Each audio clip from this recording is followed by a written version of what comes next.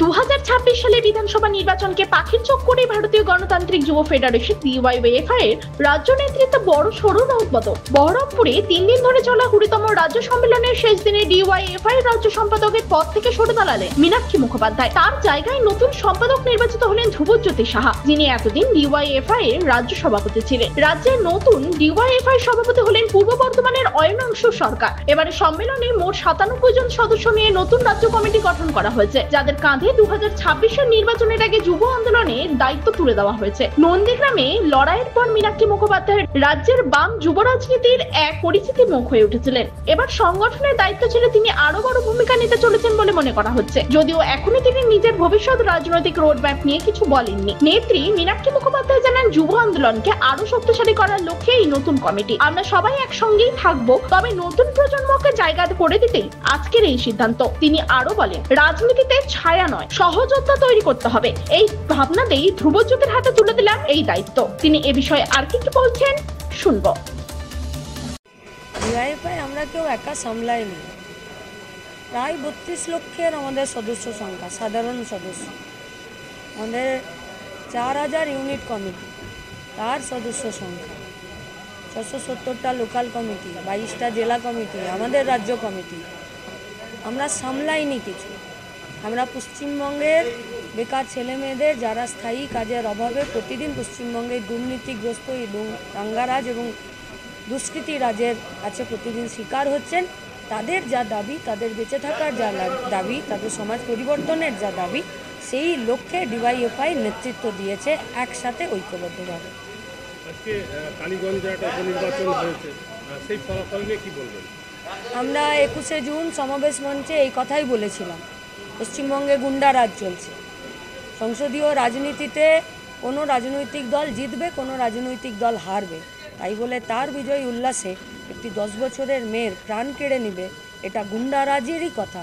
আমরা DYYFI পশ্চিমবঙ্গ রাজ্য কমিটির 20তম রাজ্য সম্মেলনের প্রকাশ্য সমাবেশ থেকে খোলা মাঠে রাস্তায় আমরা এই দাবি করেছিলাম, এই স্লোগানই দিয়েছি, পশ্চিমবঙ্গে গুন্ডারাজ খতম করার জন্য DYYFI প্রতি বুথে এই লড়াই লড়বে।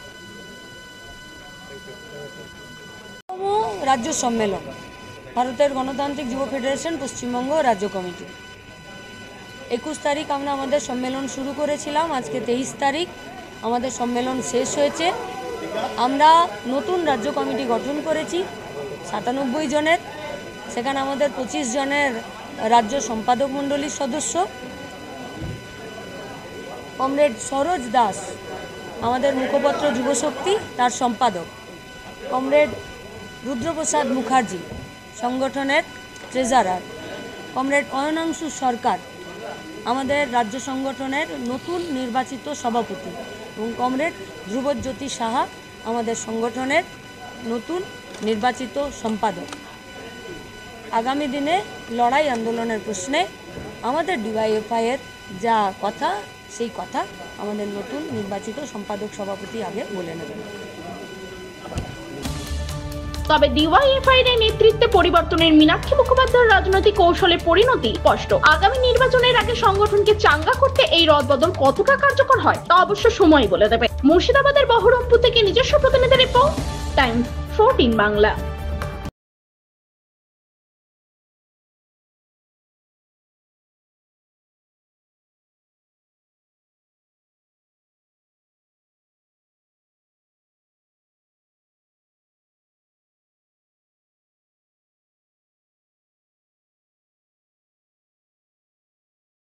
আপনি কি কিডনি রোগে ভুগছেন?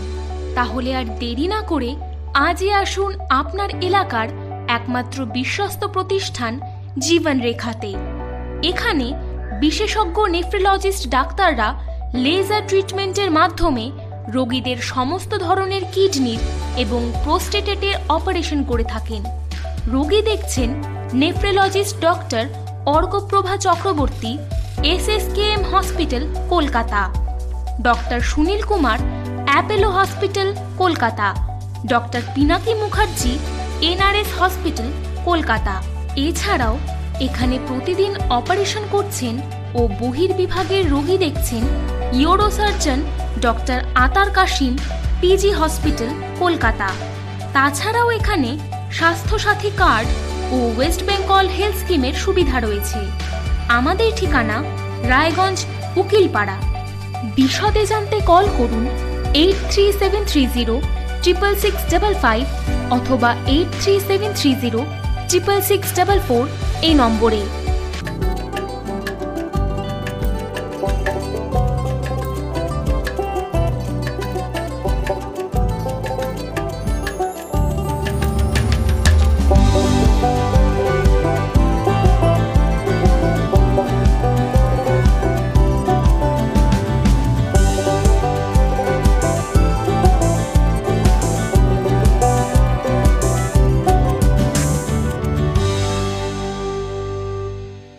আপনি কি চাকরি পরীক্ষার্থী?